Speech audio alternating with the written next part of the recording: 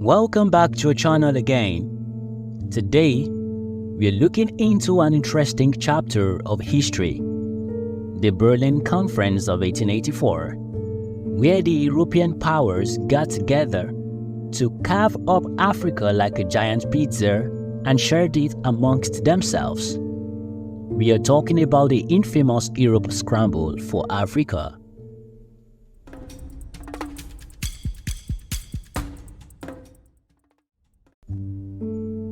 It's the late 19th century, and Europe was becoming extremely greedy.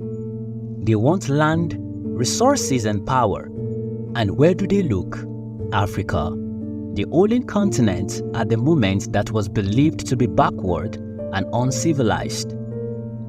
Africa was a desired territory of all the powerful European nations at that time.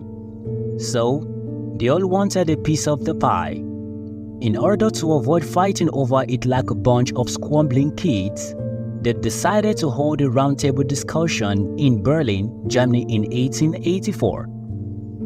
At this conference, there were no Africans invited. Nope, it was just a bunch of European lords sitting around a fancy table, drawing lines on a map and deciding who gets what. It was a meeting by third parties to determine the political, territorial, cultural, and social affair of a whole continent. They basically treated Africa like a game of risk, dividing it up into territories without any regard for the people who actually lived there. It was all about power and profit for them. Britain, France, Germany, Belgium, Portugal, Netherlands, Russia, among others, all participated in this process of dividing the African continent.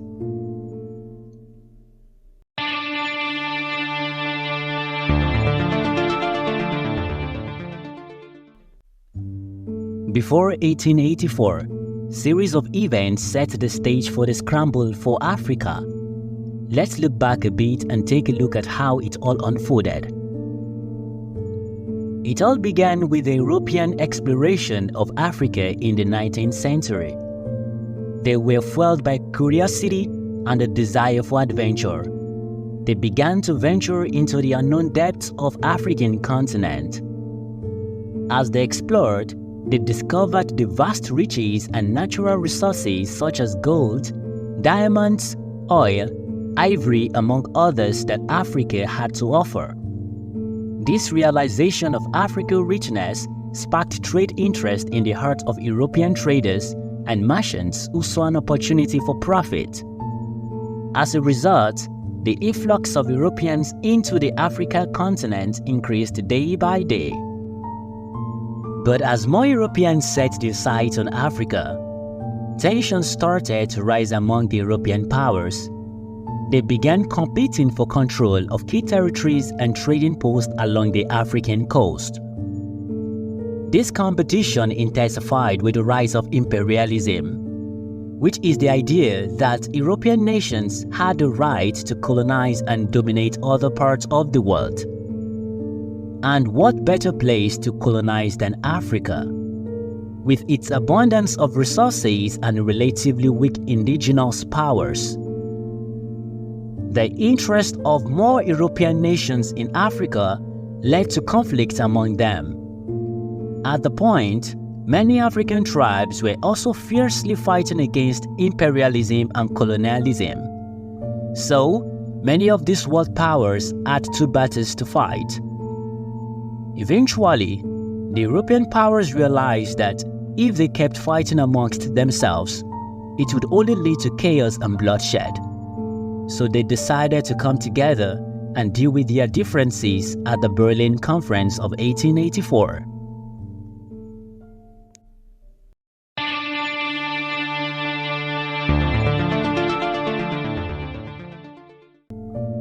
The conference was an idea of a particular nation, Germany. At the time, Germany was under the leadership of Chancellor Otto von Bismarck. He was notable for his pragmatic approach towards politics.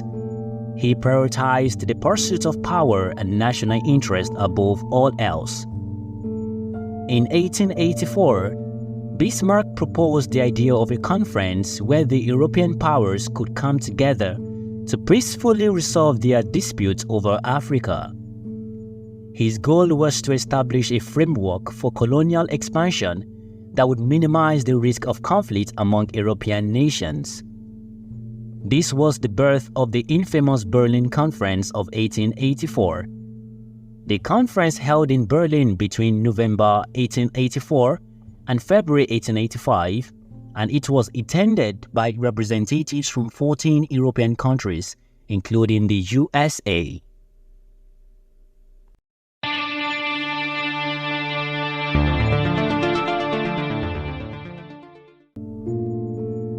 Several decisions were made at the conference.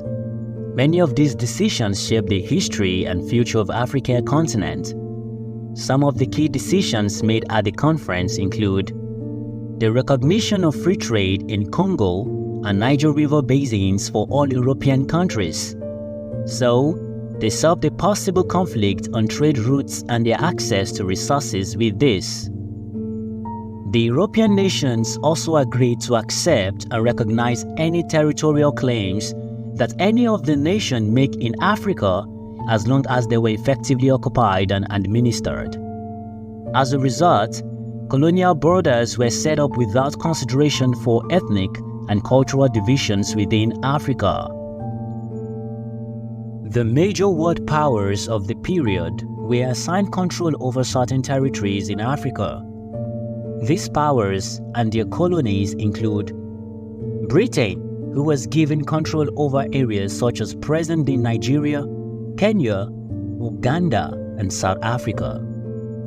France gained control over territories like present-day Algeria, Senegal, Ivory Coast, and Madagascar. Germany acquired colonies including present-day Namibia, Tanzania, Togo, and Cameroon. Belgium secured control over the Congo Free State, a vast territory in Central Africa.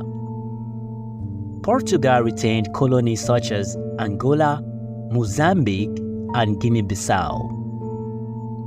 Italy obtained territories like Eritrea, Somalia, and Libya. The decisions made at the Berlin Conference was the stepping stone to the authentication of colonization in Africa by Europe. It led to decades of exploitation, oppression, and the imposition of colonial culture and rule across the continent. One of the consequences of the 1884-85 decisions is still being felt in many African countries until this present day. We hope to hear your thoughts and comments on this act by Europe. Thanks for joining us this week on this journey. You can comment your views and also share this video. This is African History TV.